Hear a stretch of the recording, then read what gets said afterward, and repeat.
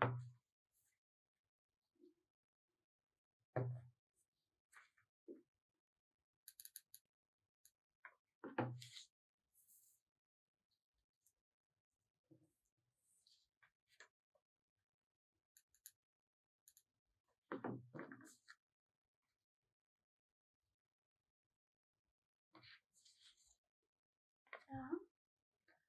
Sau khi gắn xong thì mình sẽ được một hình như thế này.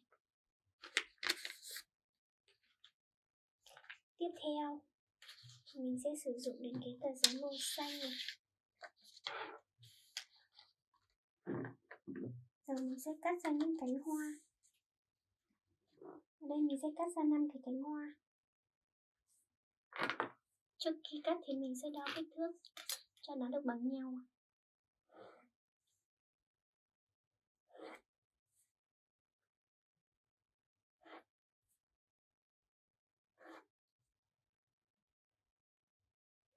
Cái cánh hoa ở đây thì mình sẽ để kích thước là 4 x 6 nhé.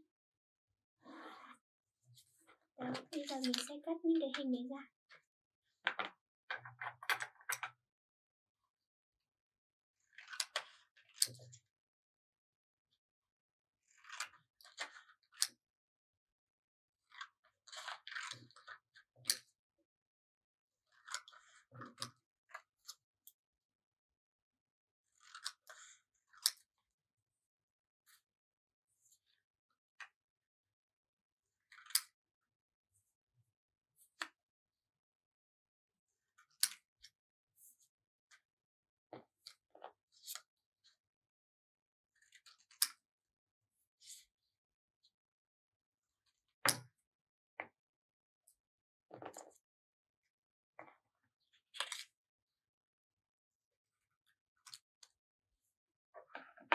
Sau khi mình đã cắt được những cái cánh như thế này, giờ mình sẽ gập đôi cái giấy này lại.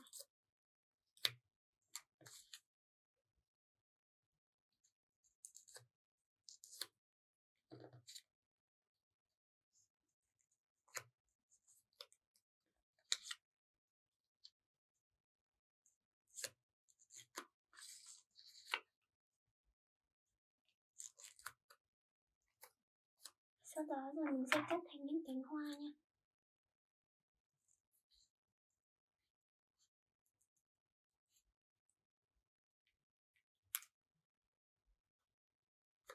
Đó, mình sẽ cắt tương tự đối với 4 cái còn lại nhé.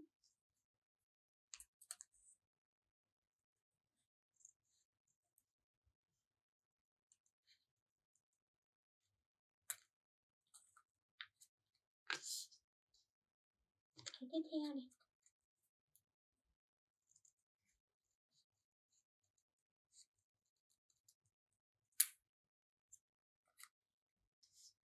Cái thứ tư nha.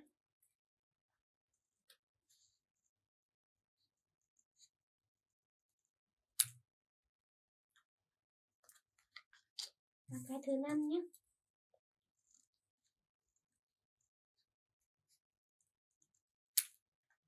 Bây giờ mình sẽ gắn nó lên cái bông hoa này nhé.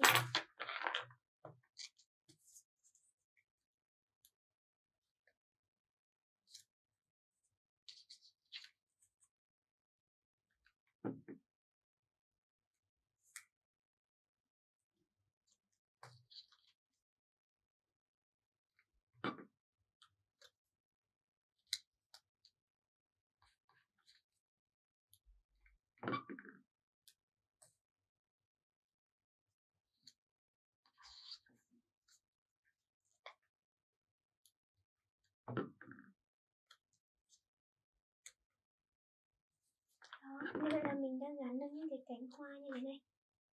Giờ mình sẽ dùng cái tờ giấy màu vàng này để mình làm phần nhụy hoa nhé. Mình sẽ xoay ra một hình tròn.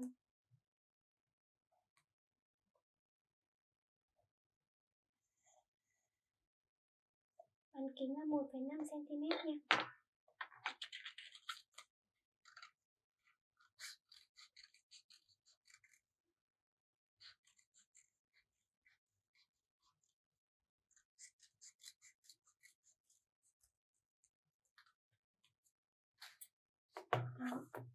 Bây giờ mình sẽ gắn vào giữa để làm nhụy hoa nhé.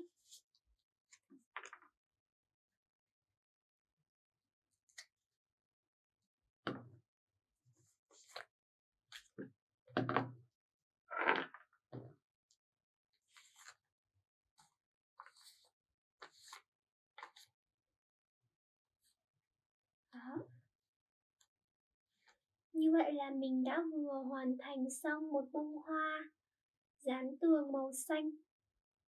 Có những cái cánh màu xanh và được trang trí bằng những họa tiết hình tròn màu đỏ và màu xanh nhạt như thế này. Rất là đơn giản và dễ làm nha. Đó. Nếu mà mọi người thích thì có thể làm cùng mình nhé. Và video của mình đến đây là hết rồi. Cảm ơn mọi người đã theo dõi nha. Hẹn gặp lại mọi người vào các video tiếp theo.